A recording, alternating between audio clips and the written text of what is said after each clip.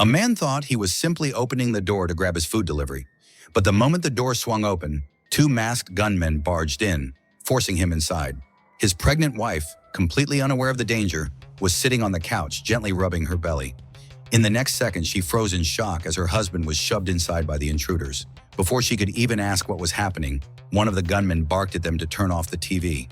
Panicked, the woman scrambled for the remote, but her trembling hands couldn't find it. The robbers quickly grew impatient.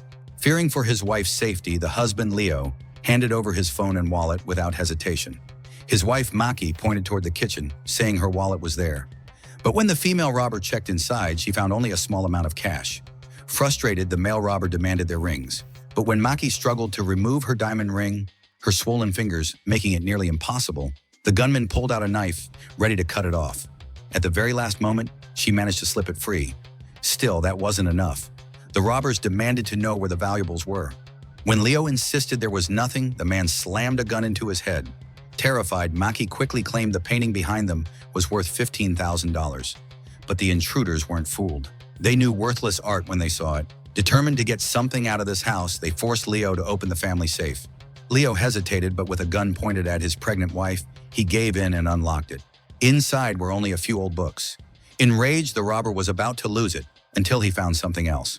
Hidden away was evidence of the couple's bank account, holding a staggering $250,000. The robbers stepped aside to whisper. It was Friday. The banks were closed. That meant the only way to get the money was to wait until Monday morning. It wasn't part of the plan, but greed won. They decided to stay. The couple's hearts sank. Maki was especially terrified. Her due date was just days away. If she couldn't reach the hospital, her life and her baby's life would be at risk. But with a gun aimed at her, Leo had no choice but to agree. The robbers shoved them into a dark, damp basement, locking the door tight. But then Maki remembered. Her best friend was supposed to visit today. If she showed up and saw the intruders, she would be killed. Desperate, Maki pounded on the door until the robbers came back. She pleaded, warning them about her friend. Reluctantly, they dragged her upstairs and ordered her to drive the visitor away. With cold words, she managed to send her friend off unharmed. Seizing the moment, Maki cleverly asked the female robber to fetch her some medicine from the kitchen. While the woman searched the drawer, Maki quietly grabbed a hidden key from another. When she was thrown back into the basement, she revealed her prize to Leo, the key to their freedom. Excited, they unlocked the door and tiptoed into the garage. The car was still there. If they could start it quietly, they could escape.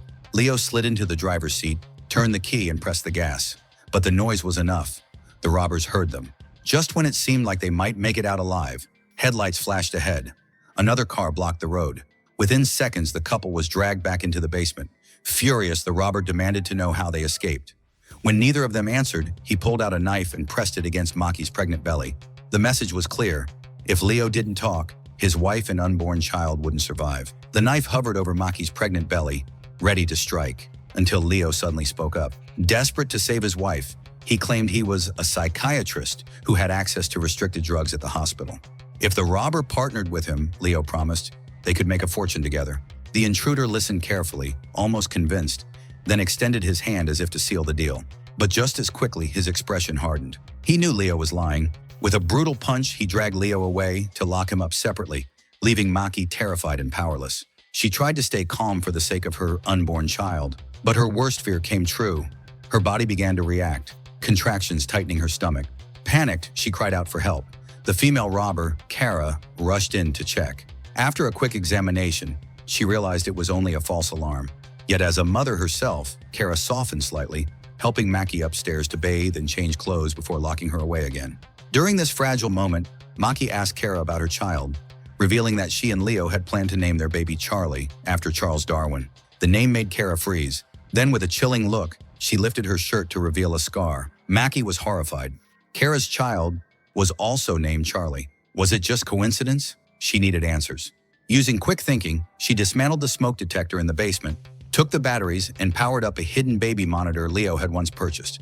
What she saw on the screen shattered her world. Leo and Kara knew each other. Years ago, when Kara was in prison, Leo had been her doctor. Together, they smuggled drugs and made a fortune. During that time, Kara even bore Leo's child. But as soon as the baby was born, Leo vanished, taking the child with him. This entire home invasion wasn't about money at all. It was Kara's revenge. She had teamed up with the robber to take from Leo what he had once stolen from her. Before Maki could even confront him, her water broke. The contractions hit hard. She was going into labor. Leo screamed for help, and Kara rushed in, determined to deliver the baby. The male robber held Leo at gunpoint, forcing him to stay behind as Kara guided Maki to a bed upstairs. Hours later, through sweat and screams, a baby girl was born. But Maki's joy was short-lived. Kara refused to hand over the newborn. The truth was out. Kara hadn't come for money. She had come for the baby. When the male robber reached for the child, Kara turned on him, revealing she had been the mastermind all along. Leo managed to break free and confronted Kara, begging her to run away with him and raise the baby together, claiming they could finally live the life they'd always wanted. But Kara wasn't swayed. She told him to prove his loyalty by killing Maki. Leo picked up a knife and approached his wife. His hand trembled as he gripped her throat. But in a sudden burst of strength, Maki fought back, striking Leo and knocking him unconscious. She looked up, but Kara and the baby were gone. Outside, Kara was preparing to drive away with the newborn. Taking her chance, Maki slipped to the car, snatched her baby, and hid behind the trees. Kara soon realized the infant was missing. Gun in hand, she searched frantically. Just then, Leo staggered out and knocked Kara down. But Leo wasn't saving anyone. He wanted the child for himself. Maki, clutching her baby, stayed silent in the shadows until the newborn's cry gave away her hiding place. Leo turned, eyes locked on her. And in that moment, Maki made her choice. With fierce determination, she killed Leo, ending his twisted schemes once and for all. Exhausted but resolute, she found a phone and dialed the police. Her strength finally gave out as the line connected. And with that, the nightmare was over. If you enjoyed this story, don't forget to like the video, drop your thoughts in the comments, and hit that subscribe button for more thrilling movie recaps every week.